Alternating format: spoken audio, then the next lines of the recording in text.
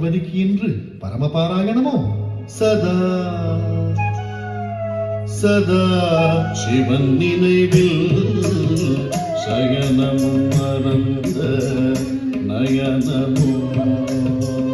சதா சதா சிவன் நினைவில் சயனமும் மறந்த நயனமோ.